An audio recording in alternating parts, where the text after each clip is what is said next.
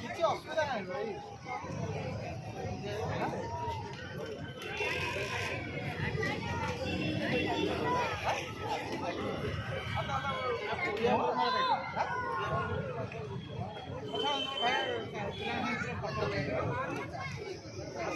ଜଣେ ତା ସାଙ୍ଗ